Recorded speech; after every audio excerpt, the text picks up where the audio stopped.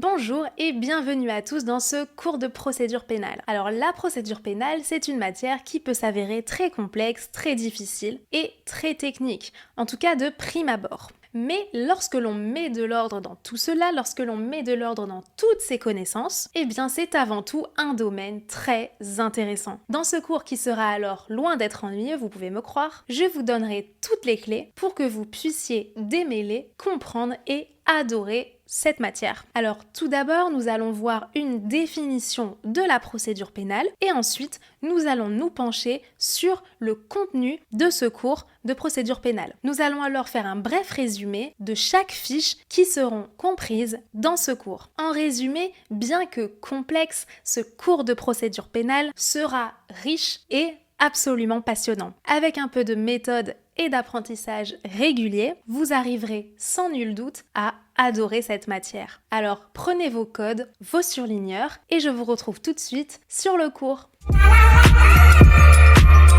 Alors c'est parti, tout d'abord une petite définition de la procédure pénale.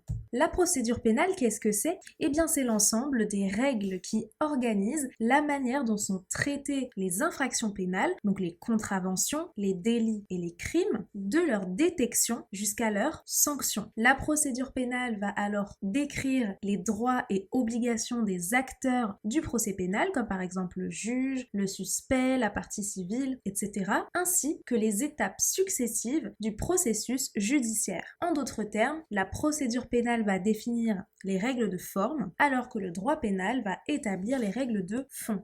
Alors justement, quelle est la différence entre le droit pénal et la procédure pénale ? Eh bien, le droit pénal, c'est la branche du droit qui va définir les infractions et prévoir les peines qui peuvent être infligées si une personne commet ces infractions. La procédure pénale, c'est donc la branche du droit qui va déterminer les modalités d'enquête donc pour prouver ces infractions et les modalités de poursuite des suspects ayant probablement commis ces infractions. La procédure pénale est donc indispensable pour que le droit pénal puisse être appliqué de manière juste, équitable et efficace. Maintenant, quelle est la différence entre la procédure pénale et la procédure civile ? Eh bien, la procédure civile, c'est la procédure applicable en matière de litige entre personnes privées. Ce sont deux personnes privées qui sont en cause lors d'une procédure civile, par exemple en matière de divorce ou en matière de litige contractuel. À l'inverse, la procédure pénale, c'est celle qui est utilisée lorsque le ministère public, qui est le représentant de l'État, va poursuivre une personne qui aurait commis une infraction. Donc c'est pas une opposition entre deux personnes privées, mais entre l'État d'un côté et une personne privée de l'autre. En outre, il est parfois possible que la victime puisse se joindre à l'action du ministère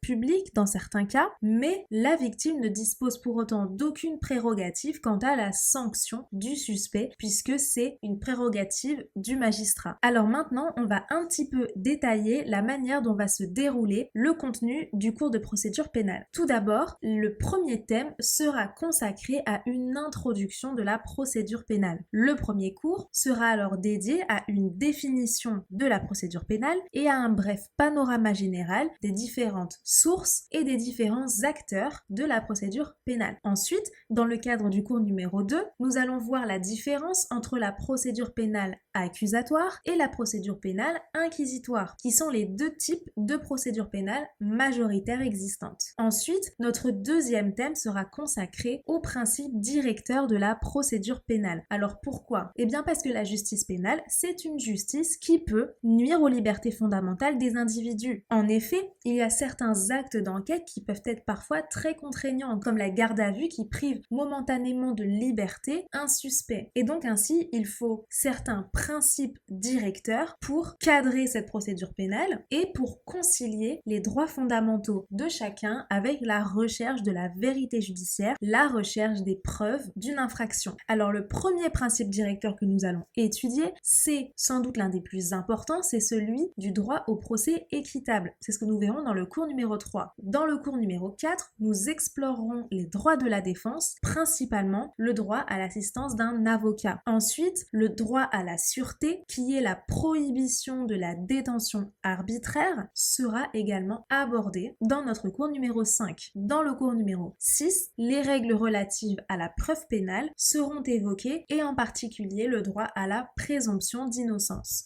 Donc ça, c'était le thème numéro 2 sur les principes directeurs. Le thème numéro 3 nous plongera directement dans le cœur de la procédure pénale, de la procédure en elle-même si vous voulez. La procédure pénale, c'est une procédure qui est divisée en 3 phases successives: l'enquête de police, l'instruction préparatoire et le procès pénal. Dans le thème numéro 3, on étudiera alors la première phase de la procédure qui est l'enquête de police. Dans ce cadre, le cours numéro 7 nous fera étudier les acteurs principaux de l'enquête, c'est-à-dire la police judiciaire et le ministère public. Ensuite, dans le cadre du cours numéro 8, nous passerons en revue les 2 différents types d'enquêtes, c'est-à-dire l'enquête de flagrance et l'enquête préliminaire. Ce sera un chapitre extrêmement important d'ailleurs. Dans les cours 9 et 10, on fera un petit panorama des actes d'enquête, les plus courants, notamment les actes d'enquête de droit commun dans le cours numéro 9, et ensuite les actes d'enquête spécifiques à la délinquance et à la criminalité organisée dans le cadre du cours numéro 10. Ensuite, la garde à vue, c'est une mesure qui est extrêmement spécifique et extrêmement utilisée. C'est pourquoi on va l'étudier pendant un chapitre entier, ce sera le cours numéro 11, et ainsi on pourra très largement détailler cette mesure. Enfin, dans le cadre du cours numéro 12, on verra les contrôles et les vérifications d'identité. Ensuite, après l'enquête de police, viennent les poursuites pénales. Vient plus précisément le déclenchement des poursuites, qui est un espèce de pont qui va relier l'enquête de police à d'autres étapes, l'instruction préparatoire, le cas échéant, ou le procès pénal directement. Parfois, il n'y a pas d'instruction, ça on le verra plus tard.